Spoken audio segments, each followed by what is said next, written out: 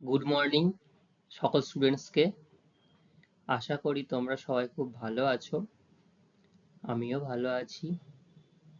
আজকে তো সারাদিন এবং রাতেও প্রচণ্ড বৃষ্টি হয়েছে এবং সব জায়গাতেই জল দাঁড়িয়ে গেছে। আমার বাড়ির সামনেও বেশ খানিকটা জল জমেছিল। তো তোমাদেরও হয়তো বৃষ্টিতে কারো কারো অসুবিধা হয়েছে। বর্ষাকাল মানে বৃষ্টি হবেই। আমি তোমাদের দু একদিন ধরে বলছিলাম যে বছরটা আবার বৃষ্টির সম্ভাবনা অনেকটাই বেশি, বৃষ্টিপাতের পরিমাণটা অনেকটা বেশি হওয়ার পূর্বাভাস দিয়েছিল আবহাওয়া দপ্তর। তা বৃষ্টি সবাই উপভোগ করছো? আর ভালো লাগছে না বৃষ্টি? বাড়ি থেকে বেরোলেই জল, শুধু জল আর জল, তাই না? আচ্ছা, আমরা পড়াশোনার মধ্যে ফিরে আসি, চলো। আচ্ছা, বৃষ্টি জল যন্ত্রণা ছাড়া আর কোনো কারো সমস্যা নেই তো? ঠিক আছে, তাহলে সবাই ভালোভাবে বসো, মনোযোগ সহকারে আমি যে আলোচনা করব সবাই শুনবে। আমরা পূর্বের ক্লাসে কতদূর অবধি আলোচনা করেছিলাম কে বলতে পারবে? জনঘনত্ব ধারণা এবং এই জনঘনত্ব কোন অঞ্চলে বেশি, কোন অঞ্চলে কম, এবং নির্দিষ্ট কিছু অঞ্চল ধরে ধরে আমরা সেখান থেকে পর্যালোচনা করেছিলাম কেন এই অঞ্চলে জনঘনত্ব বেশি, আবার কেন নির্দিষ্ট ওই অঞ্চলে জনঘনত্ব কম। আমাকে কেউ জাস্ট অল্প কথা একটু বলো, হিমালয় পার্বত্য অঞ্চল এবং অরুণাচল প্রদেশ এই জায়গাগুলোতে কেন জনঘনত্ব অনেকটাই কম? 1 নম্বর হচ্ছে পাহাড়ি অঞ্চল। এখানে ঢালু জমি প্রকৃতি, মৃত্তিকা অনুর্বর, যোগাযোগ ব্যবস্থা সেরকম ভাবে লক্ষ্য করা যায় না, শিল্প গড়ে ওঠেনি, কৃষিকাজ সেই অর্থে গড়ে ওঠেনি। বিভিন্ন কারণের জন্য এই সব অঞ্চলগুলোতে জনঘনত্বের পরিমাণ বেশ কম। আবার যদি আমাদের গাঙ্গেয় সমভূমি অঞ্চল, যেমন আমাদের পশ্চিমবঙ্গ, উত্তরপ্রদেশ, এই জায়গাগুলোতে জনঘনত্বের পরিমাণ বেশি কেন? উর্বর পলিমাটি, সমভূমি অঞ্চল, যোগাযোগ ব্যবস্থা, কৃষিকাজের পাশাপাশি কৃষিজ শিল্প গড়ে উঠেছে, তাই তো? খুব ভালো। আচ্ছা, বলো তো আমাদের ভারতবর্ষের কোন রাজ্যটি সর্বাধিক জনঘনত্বপূর্ণ রাজ্য? বিহার রাজ্য। আর কোন রাজ্যে জনসংখ্যা সর্বাধিক? উত্তরপ্রদেশ রাজ্য। ঠিক আছে, তোমরা সবাই খুব ভালোভাবে সঠিকভাবে উত্তর দিতে পেরেছো। আজকে তার পরবর্তী যে অংশ ছিল আমাদের পাঠ্যসূচি অনুযায়ী, তোমরা দশম শ্রেণী এবং সেই হিসাবে ভূগোলের বিষয়ের আমরা যে পাঠ্যসূচি আলোচনা করছিলাম সেই অনুযায়ী আজকে আমাদের এই ভারতের জনসংখ্যা জনঘনত্বের তৃতীয় অংশ আমরা আলোচনা করব। এই অংশে আজকে আমাদের রয়েছে কোনো শহর বা কোনো নগর কিভাবে, কেন, কোন বৈশিষ্ট্যের উপর ভিত্তি করে গড়ে ওঠে। ঠিক আছে, আবার এই নগরায়নগুলো যেভাবে গড়ে উঠছে, দেখা যায় এই নগরায়নগুলো তোমার সব জায়গায় পরিকল্পিতভাবে নগরায়ন গড়ে না ওঠার জন্য নগরায়নের জন্য ব্যাপক পরিমাণ সমস্যার সৃষ্টি হচ্ছে। সেইগুলো আমরা ধীরে ধীরে আজকে আলোচনা করব এবং তোমাদেরকে আমি এই বিষয়ে নির্দিষ্ট তথ্য দেব। তোমাদের যদি পড়তে পড়তে আলোচনা করতে করতে কোথাও সমস্যা হয় আমাকে অবশ্যই জানাবে, আমি তোমাদের সেই কনফিউশন দূর করব। ঠিক আছে, আজকে আমাদের অংশ হচ্ছে শহর এবং নগর। ঠিক আছে, আজকের এই অংশে আমরা দেখি কিভাবে বিভিন্ন শহর তার নির্দিষ্ট বৈশিষ্ট্যকে ভিত্তি করে গড়ে উঠেছে, ঠিক আছে? এবং কোথায় কত জনসংখ্যা রয়েছে সেটাও আমরা এখান থেকে সহজে দেখতে পাবো বা আলোচনা করলে তোমরা সেটা সহজেই বুঝতে পারবে। ঠিক আছে, দেখো এখানে দুটো ছবি আমি দিয়েছি। প্রথম ছবিটা এটা হচ্ছে আমাদের কলকাতার ছবি, যেটা এই যে ভিক্টোরিয়া অংশ দেখে আমরা একটা বুঝতে পারছি এটা কলকাতার ছবি, এবং এটা হচ্ছে তোমার কি বলবো, যেটা দ্বিতীয় বিদ্যাসাগর সেতু বলা হয়, হুগলি ব্রিজ, সেই হুগলি ব্রিজের ছবি। এবং এপাশটাতে মুম্বাই সিটি, যেটা আমাদের ভারতবর্ষের মধ্যে সব থেকে বৃহত্তম একটা শহর, এই মুম্বাই সিটি, এবং এর জনসংখ্যা সর্বাধিক। ঠিক আছে, আচ্ছা চলো এবার আমরা মূল আলোচনায় ফিরে আসি। প্রথমেই যদি বলা হয়ে থাকে শহর, প্রথমে শহর সৃষ্টি হয়, শহর থেকে ধীরে ধীরে নগর, মহানগর ও অতি মহানগর এইগুলো ধীরে ধীরে সৃষ্টি হতে থাকে। আমরা এখানটায় দেখব প্রথমে শহর যদি তৈরি হয়, শহর তৈরি হতে গেলে এখানকার কি কি শর্ত পূরণ হতে হয়।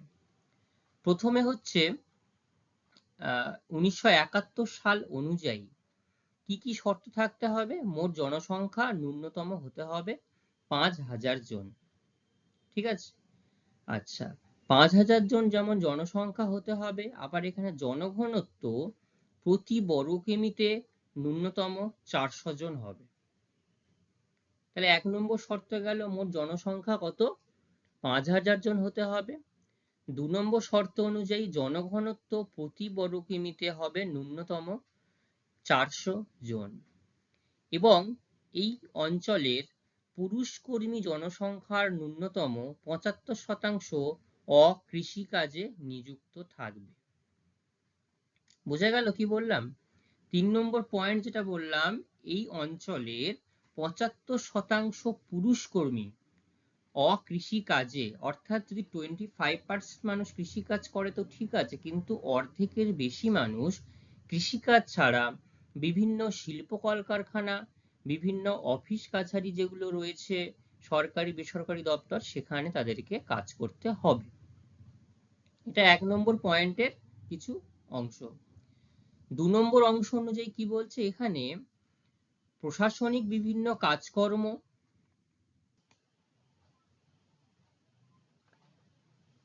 পৌরসভা বা পৌর নিগম, এই যে অঞ্চলগুলো, এবং সেনানিবাস দ্বারা পরিচালিত। এই ধরনের ভারতের শহরগুলি দু প্রকার হতে পারে। যেটা 1 নম্বর রয়েছে আদমশুমারি শহর।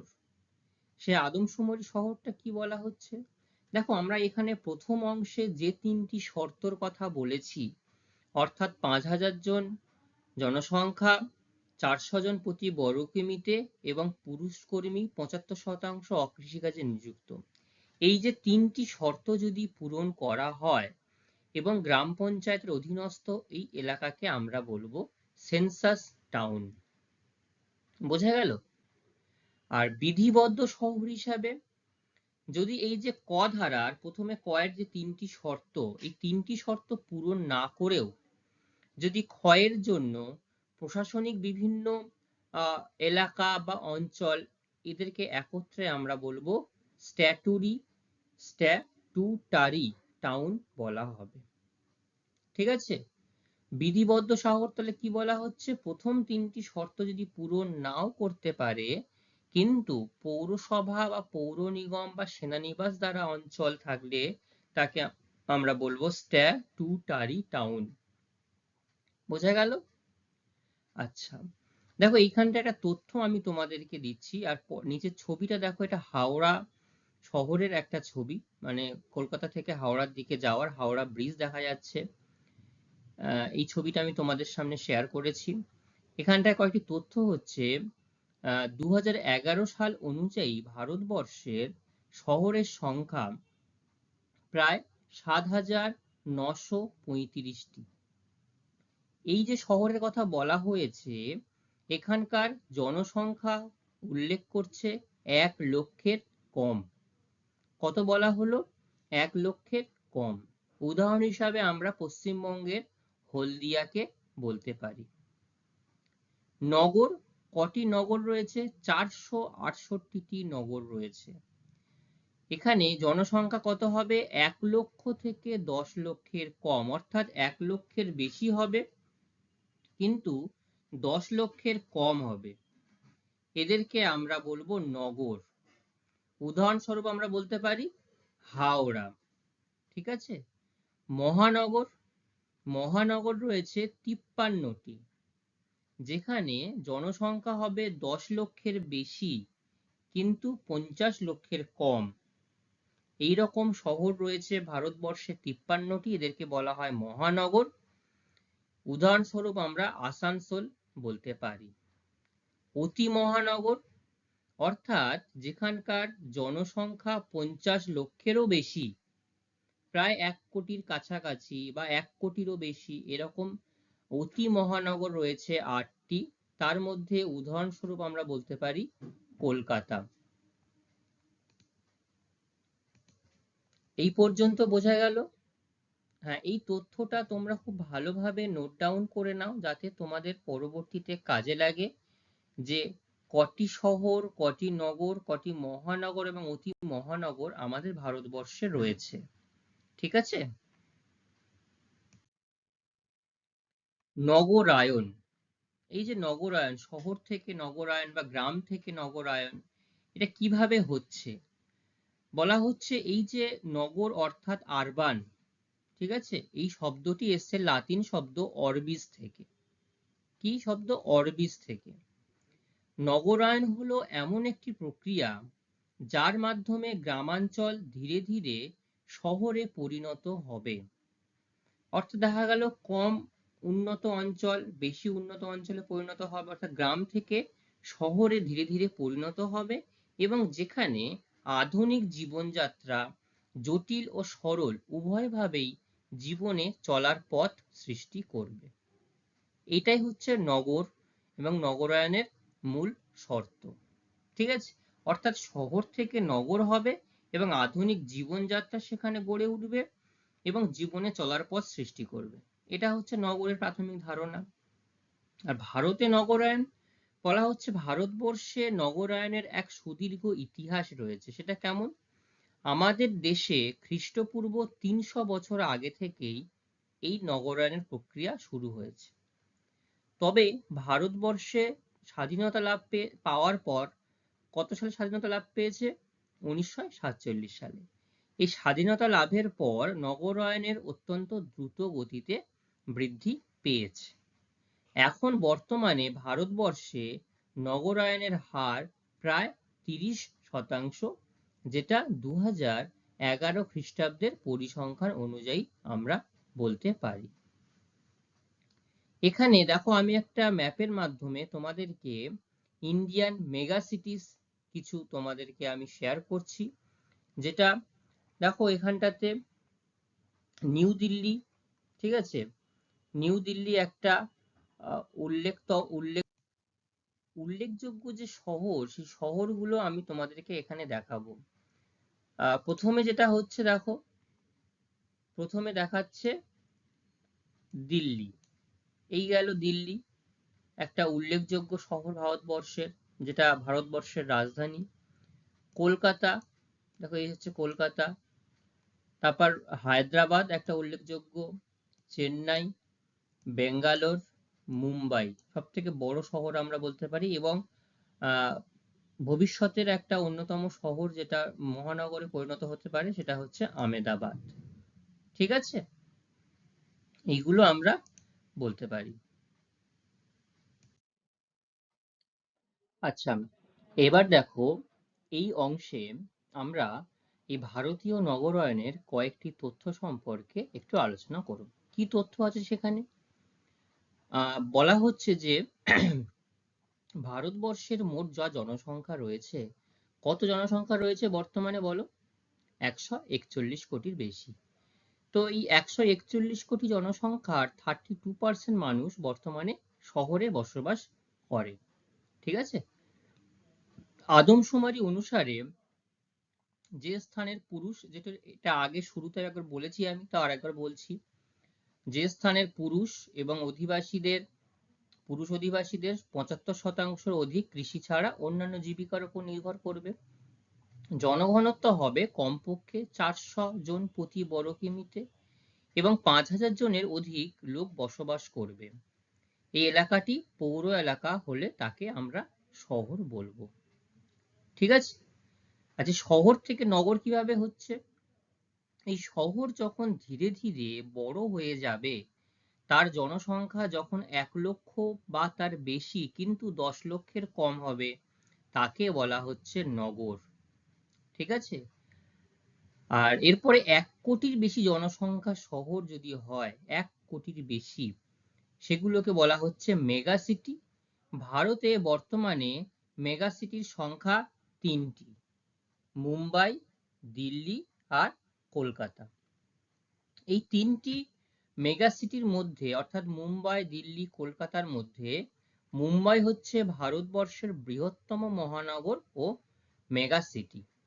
ঠিক আছে? এবং এখানে আরো একটা যেটা তোমাদেরকে বলি, ভারতের 8টি 50 লক্ষাধিক জনসংখ্যার শহর রয়েছে। সেটা হচ্ছে মুম্বাই, দিল্লি, কলকাতা তো আছে যেহেতু তাদের জনসংখ্যা 1 কোটির বেশি। এছাড়াও রয়েছে চেন্নাই, বেঙ্গালুরু, হায়দ্রাবাদ, আহমেদাবাদ এবং পুনে। ঠিক আছে? আচ্ছা, এখানটাতে দুটি, এই যে দুটি শহর এখানে উল্লেখ করেছি, দেখো এখানে আমরা বললাম যে ভারতবর্ষ হচ্ছে বৃহত্তম মহানগর, মেগা সিটি। প্রথম যে ছবিটা দেখতে পাচ্ছ, এই ছবিটা, এইটা কিন্তু মুম্বাই। ঠিক আছে? আর পাশের ছবিটা আমি জাস্ট তোমাদের একটু মানে উদাহরণস্বরূপ আমি জাস্ট এটা দেখিয়েছি। তো এই যে মুম্বাই, দেখো কেন জনসংখ্যা বেশি হবে। এখানে দেখো দুটো পাশাপাশি, কি বলবো, দুটো পাশাপাশি মানে শ্রেণী এখানে পাশাপাশি গড়ে উঠেছে। একটা দেখো বস্তি, যেটা মুম্বাইয়ের ধারাভি বস্তি বলা হয়, এবং তার পাশে দেখো বিরাট বিরাট অট্টালিকা। একই জায়গাতে যেমন শহরে বস্তি গড়ে উঠেছে, এবং এরাও কিন্তু এই মুম্বাই মেগা সিটির এই জনসংখ্যার অন্তর্গত হয়ে যাচ্ছে। তার পাশে বৃহৎ যে অট্টালিকা এবং তাদের জীবনযাত্রার মান, এবং তার পাশে যে অংশ জীবনযাত্রার মান কিন্তু সম্পূর্ণ আলাদা ধরনের, তাই না? আচ্ছা, আর ঠিক তার পাশের ছবিটা দেখো, এই ছবিটা একটা অতি উন্নত শহর, এবং তার যোগাযোগ ব্যবস্থা এবং তার গগনচুম্বী সব অট্টালিকা, বৃহৎ বৃহৎ অট্টালিকা, এগুলো শহর তৈরি হবার অন্যতম গুরুত্বপূর্ণ বৈশিষ্ট্য হিসাবে মনে করা হয়। ঠিক আছে?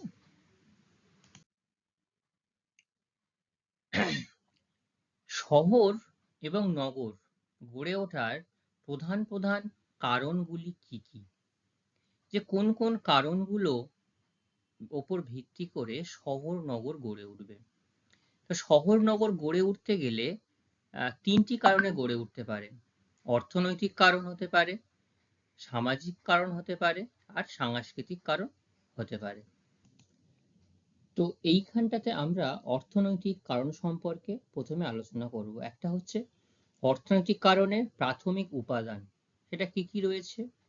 প্রাথমিক উপাদানগুলো হচ্ছে যে শিল্পের অকৃষিজ যে কাঁচামালগুলো রয়েছে, সেই কাঁচামালের অধীনস্থ এলাকাকে আমরা বলছি স্ট্যাটুটারি টাউন। এবং এই শক্তি সংগ্রহ করার জন্য, শক্তি সম্পদ সংগ্রহের জন্য শহর গড়ে ওঠে। কি কি সেটা গড়ে ওঠে? মৎস্য কেন্দ্র হিসাবে গড়ে ওঠে এর্নাকুলাম, মাছলিপত্তনম, এগুলো। খনিজ উত্তোলন কেন্দ্র হিসাবে রানীগঞ্জ, ঝরিয়া, নোয়ামুন্ডি, ঘাটশিলা। কোলার সোনার খনি হিসাবে, তৈল উত্তোলন কেন্দ্র হিসেবে ডিগবয়, অ্যাঙ্কেলেশ্বর। তাহলে এই যে প্রাথমিক উপাদান, এই প্রাথমিক উপাদানের কেন্দ্র করে উদাহরণস্বরূপ যে শহরের নামগুলো দেওয়া হলো, এরকম ভাবে বিভিন্ন শহর গড়ে উঠতে পারে। শিল্পকর্ম বা কারখানা, কারখানা এবং উন্নত পরিবহনযুক্ত যে স্থানগুলো রয়েছে, সেখানেও অনেকগুলো শহর গড়ে উঠতে, যেমন শিল্প বড় বড় কারখানা গড়ে উঠেছে। দুর্গাপুর হতে পারে, ভিলাই হতে পারে, জামশেদপুর হতে পারে, আমেদাবাদ, বেঙ্গালোর, টিটাগড়, ভাটপাড়া, ট্যাংরা, শান্তিপুর। এইখানে বড় বড় শিল্প গড়ে উঠেছে এবং এই শিল্পকে কেন্দ্র করে এই অর্থনীতির উপর ভিত্তি করে এখানে শহর গড়ে উঠেছে। ব্যবসা বাণিজ্য নির্দিষ্ট ব্যবসার জন্য, যেখান থেকে নির্দিষ্ট অন্য কোনো স্থানে আহ, জিনিসপত্র রপ্তানি করতে পারবো, আবার আমি আমদানি করতে পারবো। ব্যবসা ও পণ্য লেনদেন কাজের জন্য দোকান, বাজার, গুদামযুক্ত যে শহর, যেমন শিলিগুড়ি শহর নগর গড়ে উঠেছে, আবার কলকাতা, মুম্বাই, চেন্নাই এগুলো গড়ে উঠেছে। ঠিক আছে, এইগুলো আমরা দেখতে পাই। পরিবহন হিসাবে যাত্রী ও পণ্য পরিবহনের জন্য শহরগুলো গড়ে ওঠে, যেমন যেখানে রেলপথ, সড়ক পথে সংযোগস্থল থাকে। যেমন বন্দর কেন্দ্র হিসেবে পারাদ্বীপ, কলকাতা, মুম্বাই এগুলো গড়ে ওঠে। আর অন্তর্দেশীয় কেন্দ্র হিসেবে পাটনা, শিলিগুড়ি, হায়দ্রাবাদ এই শহরগুলো আমরা গড়ে উঠতে দেখি। আচ্ছা, শুরুতে শহর নগর গড়ে ওঠার জন্য প্রাকৃতিক কারণগুলো আমরা আলোচনা করেছি।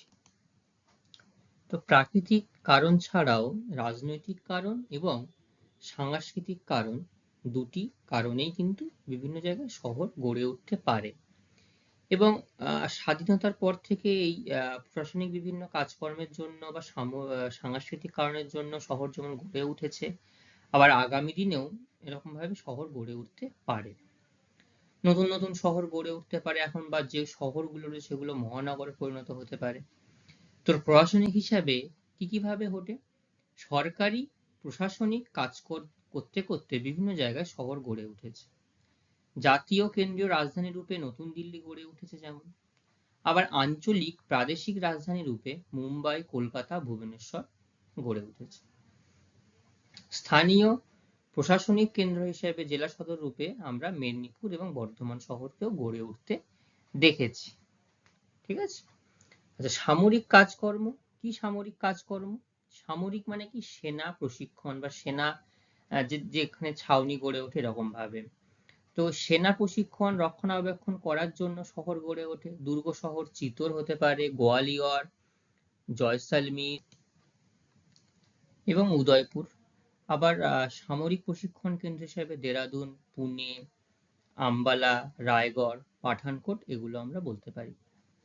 আমাদের পশ্চিমবঙ্গে একটা সামরিক সেটা পুরোপুরি শহর আমরা বলতে পারি, যেটাকে আমরা যে ব্যারাকপুর যে ছাউনি আছে ব্যারাকপুর, সেখানে বিরাট শুধুমাত্র পুলিশের বিভিন্ন প্রশিক্ষণ সেখানে রয়েছে, সেটা আমরা বলতে পারি। সাংস্কৃতিক কারণ হিসাবে ধর্মীয় কেন্দ্র, কি কি ধর্মীয় কেন্দ্র? ধর্মীয় শাসন কেন্দ্র হিসেবে লাসা রয়েছে, ভাটিকান। তীর্থক্ষেত্র হিসাবে মক্কা, মদিনা, রোম, পুরী, বারাণসী, তিরুপতি, অমৃতসর এগুলো রয়েছে। স্মারক কেন্দ্র হিসাবে মথুরা, বৃন্দাবন, দ্বারকা। আবার স্মৃতি মন্দির কেন্দ্র হিসাবে তিরুপতি, পুরী, মহাবলীপুরম, বারাণসী এগুলো আমরা উদাহরণস্বরূপ বলতে পারি। সাংস্কৃতিক কার্যাবলী উচ্চশিক্ষা এবং গবেষণার কেন্দ্র হিসাবে কলকাতা, দিল্লি, আলিগড়, শান্তিনিকেতন, ব্যাঙ্গালোর এগুলো উচ্চশিক্ষা এবং গবেষণা। যেমন কলকাতাতেও বড় বড় শিক্ষা প্রতিষ্ঠান যেমন রয়েছে, দিল্লিতে রয়েছে, আলিগড়ে রয়েছে, শান্তিনিকেতনে রয়েছে, এরকম ভাবে। অর্থ সাংস্কৃতিক কেন্দ্র হিসাবে মুম্বাই, কলকাতা, এলাহাবাদ আমরা এগুলো বলতে পারি। আর জাদুঘর হিসাবে নালন্দা আর রাজগীর। ঠিক আছে। বিনোদন ও পর্যটন, বিনোদন পর্যটনটা কিরকম ভাবে গড়ে ওঠে? যে বিভিন্ন প্রাকৃতিক সৌন্দর্য এবং মনোরম জলবায়ু এবং অবসর যাপনের জন্য কোনো স্থানে বহু পর্যটকের যে আগমন, এই আগমন ঘটলে হোটেল, রেস্টুরেন্ট সহ বড় বড় সেখানে শহর গড়ে ওঠে। যেমন সিমলা, মুসৌরি, কড়াইকানাল, দীঘা, পানাজি, দার্জিলিং। তোমরা এর মধ্যে দীঘা, দার্জিলিং তোমরা নিশ্চয়ই কেউ না কেউ গেছো, এবং অন্য জায়গায় যেতে পারো, অবশ্যই গেছো। সিমলা, মুসৌরি, কড়াইকানাল এগুলো যেতেই পারো। ঠিক আছে। এখানটাতেও এই প্রাকৃতিক সৌন্দর্যের উপর ভিত্তি করে মানুষ যখন ঘুরতে যাচ্ছে, এবং হোটেল স্থাপন ও বিভিন্ন কারণের জন্য সেখানে বড় শিল্প গড়ে উঠেছে। ঠিক আছে।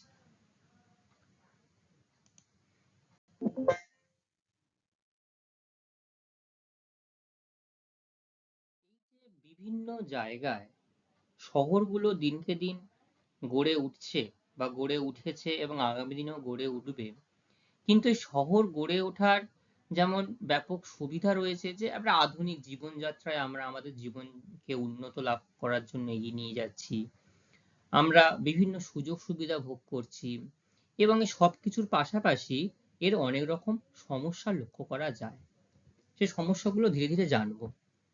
তো 2011 সাল অনুযায়ী বলছে দেশের প্রায় 37% মানুষ শহরে বাস করলেও খুবই অনিয়ন্ত্রিত এবং অপরিকল্পিতভাবে শহর এবং নগরের বৃদ্ধি বিকাশ ঘটেছে। মানে আমাদের ভারতবর্ষের যে শহর নগর গড়ে উঠেছে, কোনোটাই সঠিক প্ল্যান বা পরিকল্পনা করে কিন্তু গড়ে ওঠেনি। ঠিক আছে, কোন রকম প্ল্যানিং ছাড়াই জমির প্লটিং যে যেমন পেরেছে জমি দখল করেছে, কিনেছে, বিক্রি করেছে, এবং ভূমির ব্যবহার তারও কোনো বৈজ্ঞানিক ভিত্তি হয়নি। মানুষ গ্রামাঞ্চল থেকে এসে যে যেখানে পেরেছে জমি দখল করেছে বা কিনেছে, বসবাস করতে শুরু করেছে, এবং যেখানে সেখানে বসতে বসতে শহরটাকে প্রসারিত হয়েছে, এবং শহরতলি অর্থাৎ শহর থেকে একটু দূরের যে কাছাকাছি জমিগুলো রয়েছে সেগুলো কৃষিজমি নষ্ট হয়ে গেছে। একে পৌর বিক্ষেপণ বলা হচ্ছে। ঠিক আছে, এই অতিরিক্ত পৌর জনসংখ্যা শহরের অর্থনীতিকে কি করছে, ধ্বংসও করছে, তার পাশাপাশি পরিবেশ নষ্ট করছে এবং নানান সমস্যার সৃষ্টি করছে।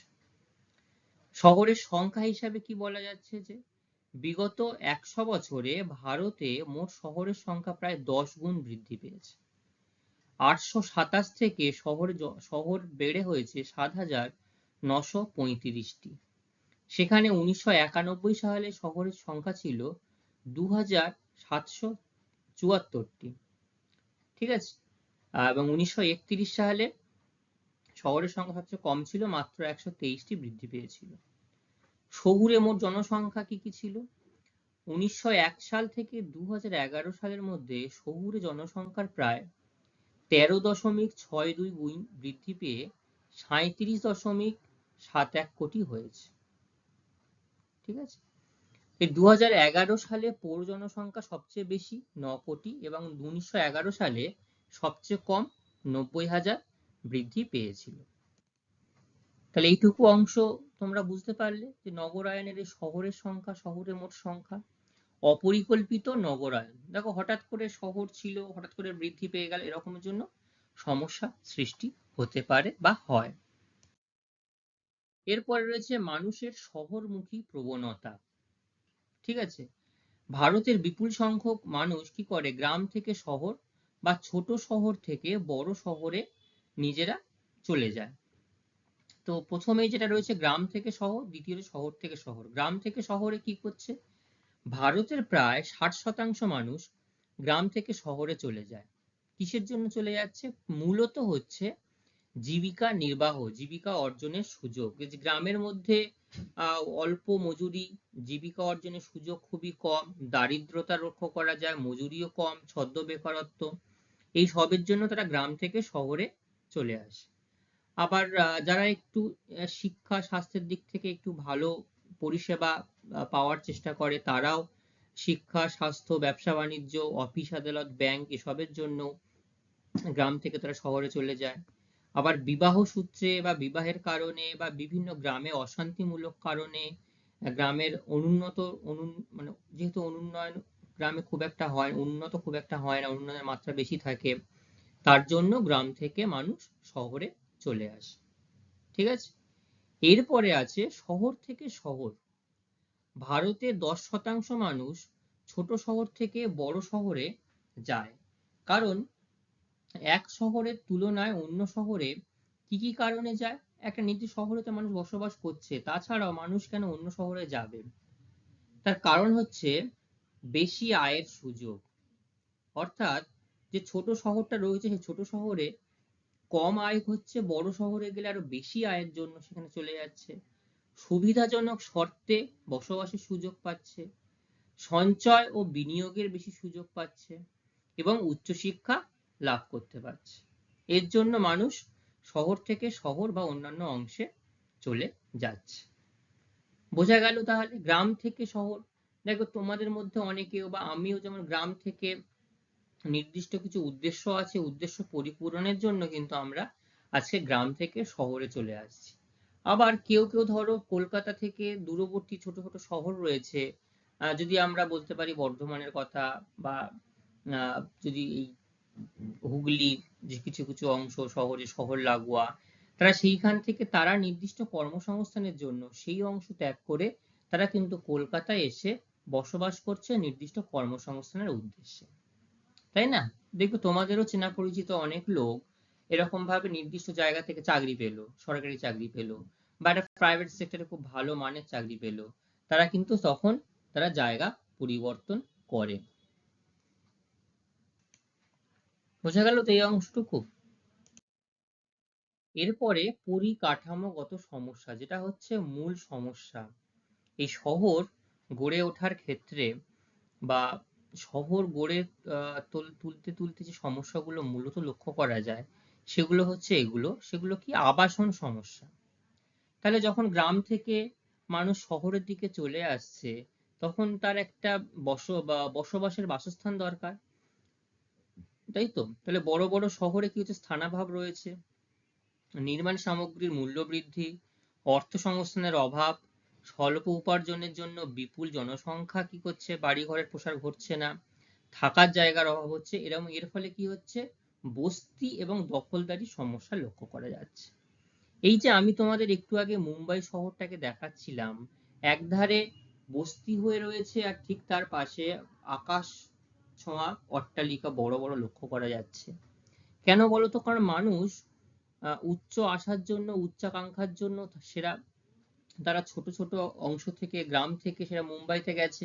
অনেক সময় সবার স্বপ্ন সবসময় পূরণ হয় না, তারা কি করলো, স্বল্প আয় করছে কিন্তু শহর থেকে আর ফিরে আসলো না, তারা সেইখানটাতেই তাদের বসতি স্থাপন করলো এবং কম উপার্জনের জন্য ওই বস্তি সংলগ্ন অঞ্চলেই তারা কিন্তু বসতি স্থাপন করতে শুরু করেছে। এটা একটা আবাসন সমস্যার মধ্যে পড়ে। পরিবহন সমস্যা, তাহলে যেখানে অতিরিক্ত মানুষ হয়ে যাবে, তাহলে পরিবহন সমস্যা লক্ষ্য করা যাবে, যে ফুটপাতের অভাব, ফুটপাতে যেটুকু মানুষ লক্ষ্য করা যায় তার থেকে বেশি মানুষ সেখানে চলাফেরা করছে, এবং যে পরিমাণ গাড়ি চলাফেরা করতো, যদি বেশি গাড়ি চলাফেরা করে তাহলে বায়ু দূষণ প্রভাব লক্ষ্য করা যাবে।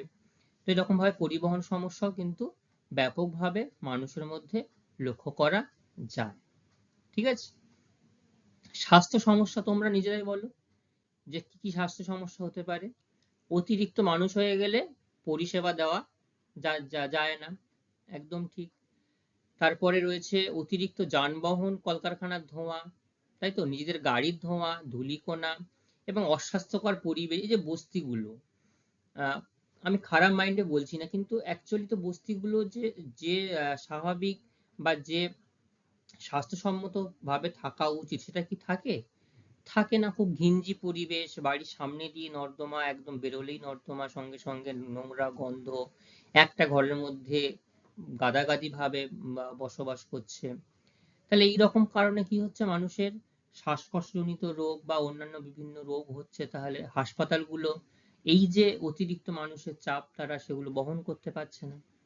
মানুষ তাহলে কি হচ্ছে, পরিষেবা থেকে বঞ্চিত হচ্ছে। শিক্ষা সমস্যা, তোমরা বলো কি কি শিক্ষা সমস্যা হয়?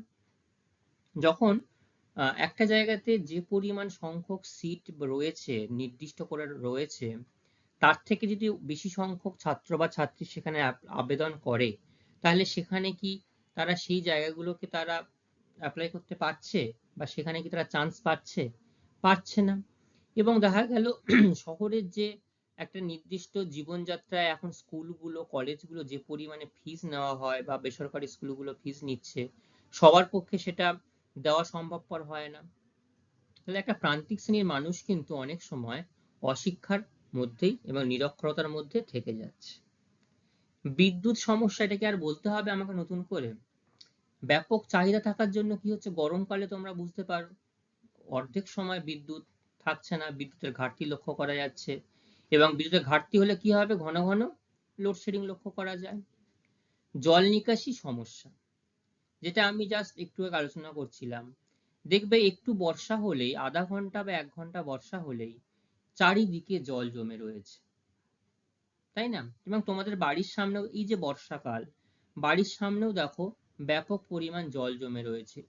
বৃষ্টি হলো ঘন্টা 2-3 বা অল্প পরিমাণ, জল আর সরছে না, 3 দিন 4 দিন ধরে জলটা থেকে যাচ্ছে, এবং এই জলটা তো বা বৃষ্টির জল হলেও ড্রেনের মধ্যে দিয়ে যখন আসছে সেই জলটা নোংরা জলের মধ্যে দিয়ে আসছে, এবং যথাযথভাবে সেই ড্রেনগুলোকে পরিষ্কার করা হচ্ছে না, এবং প্লাস্টিক ফেলে ড্রেন নিকাশি ব্যবস্থাটাকে বন্ধ হয়ে যাচ্ছে, দূষিত জল উপচে পড়ে রাস্তায় উঠে যাচ্ছে। তাহলে সেখানকে সেভাবে একটা পরিবেশ দূষিত হয়ে যাচ্ছে, জল যাচ্ছে না, একটা খুব বাজে পরিস্থিতির সৃষ্টি হচ্ছে। বোঝা গেল যে শহর গড়ে ওঠার পরিকাঠামোগত সমস্যাগুলো কি কি? বলো আমাকে শুরুতে। আবাসন সমস্যা একটা, আর পরিবহন সমস্যা, স্বাস্থ্য সমস্যা, শিক্ষা, বিদ্যুৎ আর জল নিকাশি। এই 6টি কারণ কিন্তু তোমাদের খুব ভালোভাবে মনে রাখতে হবে। এগুলো পরিকাঠামোগত, এবং এছাড়াও তো তোমাদের আগে বললাম বেকারত্ব, দারিদ্র, এগুলোও তো রয়েছে, অর্থনৈতিক কারণ এগুলো। আচ্ছা, এতক্ষণ আমরা যা পড়লাম ভারতবর্ষের তোমার শহর নগর সম্পর্কে এবং মানে জনসংখ্যা জনগণনা অনুযায়ী, তার মধ্যে কিছু তথ্য আমি তোমাদেরকে দেব শহর হিসাবে, যে কোন শহরকে আমরা কি নামে চিনি বা জানি, এবং কোন শহরের নির্দিষ্ট বৈশিষ্ট্য রয়েছে, আলাদা একটা বৈশিষ্ট্য রূপে তাকে চিহ্নিত করা যায়। মুম্বাই, মুম্বাইয়ের অনেকগুলো বৈশিষ্ট্য রয়েছে। ভারতের বৃহত্তম মহানগর হিসেবে যেমন চিনি, হলিউড বলতে পারি, যে হিন্দি সিনেমাগুলো কিন্তু মুম্বাইতেই তৈরি হচ্ছে। অর্থনৈতিক রাজধানী মুম্বাই হচ্ছে ভারতবর্ষের, এবং গেটওয়ে অফ ইন্ডিয়া প্রবেশদ্বারও বলা হয়। আবার টোকিও, অর্থাৎ ভারতবর্ষের টোকিও, যেমন জাপানের টোকিও শহর ব্যাপক একটা বড় শহর, সেরকম মুম্বাইকেও তার সঙ্গে তুলনা করা হচ্ছে। কলকাতা ভারতের প্রাসাদ নগরী। কি নগরী? প্রাসাদ নগরী। দিল্লি ভারতের রোম বলা হচ্ছে। পুনেকে কি বলা হচ্ছে? Take city. মনে থাকবে, পুনেকে কি বলা হচ্ছে? Take city. চেন্নাই ভারতের সবুজ নগর। বেঙ্গালুরু ভারতের সুইজারল্যান্ড, বিজ্ঞান নগরী এবং সিলিকন ভ্যালি। হায়দ্রাবাদ ভারতের হ্রদের শহর। নাগপুর কি বলতো? কমলালেবুর শহর। Ahmedabad Manchester, very good. Jaipur ভারতের গোলাপি শহর, যেটা পিঙ্ক সিটি বলা হয়, বা এটাকে আবার ফ্রান্সের প্যারিস শহরের সঙ্গেও তুলনা করা হয়। যোধপুর ভারতের নীল শহর। সুরাট, সুরাট হচ্ছে ভারতের মক্কা বা হীরার শহর বলা যেতে পারে। তুতিকোরিন, এই তুতিকোরিনকে ভারতের মুক্তার শহরও বলতে পারি। জামশেদপুর ভারতের ইস্পাত নগরী। কেন? কোন সংস্থা সেখানে তাদের শিল্প কারখানা গড়ে তুলেছে? টাটা। খুব ভালো। ভুবনেশ্বর ভারতের মন্দির শহর। ঠিক আছে। কোচি, এটাকে আরব সাগরের রানী বলা হচ্ছে। কোঝিকোড ভারতের মশলার শহর, কোঝিকোড। লখনৌ ভারতের উদ্যান নগরী, আর মাদুরাই দক্ষিণ ভারতের কাশী বলা হচ্ছে। তাহলে এই যে শহরগুলো বললাম, দেখো অনেকগুলো শহরের আমি নাম এখানটাতে বলেছি, এবং বিভিন্ন শহরকে বিভিন্ন নামে অভিহিত করা হয়ে থাকে, সেইগুলো আমি তোমাদের সামনে বললাম। ঠিক আছে। আচ্ছা, বেঙ্গালুরুকে ভারতের সুইজারল্যান্ডও বলা হচ্ছে, বিজ্ঞান নগরী বলা হচ্ছে, সিলিকন ভ্যালি বলা হচ্ছে, তাই তো? পিঙ্ক সিটি কাকে বলা হচ্ছে? জয়পুর। ভারতের অর্থনৈতিক রাজধানী মুম্বাই। আহমেদাবাদ ভারতের ম্যানচেস্টার। জামশেদপুর ইস্পাত নগরী। Very good. তাহলে এগুলো সব মনে থাকবে তোমাদের? ঠিক আছে। এইখান থেকে কিছু গুরুত্বপূর্ণ বাছাই করা প্রশ্ন আমি তোমাদের সামনে রেখেছি, যেগুলো তোমাদের খুব প্রয়োজনে লাগবে। এইখান থেকে তোমরা এই প্রশ্নের উত্তরগুলো সঠিকভাবে টেক্সট বই খুঁজে খুঁজে বা টেক্সট বই ধরে, বা যদি কারোর কোনো সমস্যা থাকে আমাকে অবশ্যই জিজ্ঞাসা করবে, আমি আবার তোমাদেরকে বলে দেবো। যদি কোনো প্রশ্নের উত্তর তোমরা বুঝতে না পারো, যে কোন সঠিক উত্তর কোনটা হবে, তাহলে সেগুলো আমি বলে দেবো। ঠিক আছে। অনেকগুলো প্রশ্ন আমি তোমাদেরকে দিয়েছি। এছাড়াও দেখো, সব শর্ট প্রশ্নগুলো, অনেক শর্ট প্রশ্ন এখানে রয়েছে, সেখান থেকেও প্রচুর প্রশ্ন আসতে পারে। আমি তোমাদেরকে সেগুলো বললাম। সবটাই তোমাদের জানতে হবে, বুঝতে হবে। ঠিক আছে। প্রশ্নগুলো সবাই নোট ডাউন করে নিয়েছো? আচ্ছা, আজকের ক্লাস আমাদের এই পর্যন্তই থাকবে। পরবর্তী ক্লাসে আবার আমাদের দেখা হবে নতুন কোনো অধ্যায় নিয়ে। তোমাদের যেটুকু অংশ আমি বললাম সেটুকু তোমরা খুব ভালোভাবে বাড়িতে তৈরি করে আসবে। আমি এখান থেকে গুরুত্বপূর্ণ প্রশ্নগুলো তোমাদেরকে জিজ্ঞাসা করব এবং তোমরা সবাই খুব ভালো থাকবে। Thank you.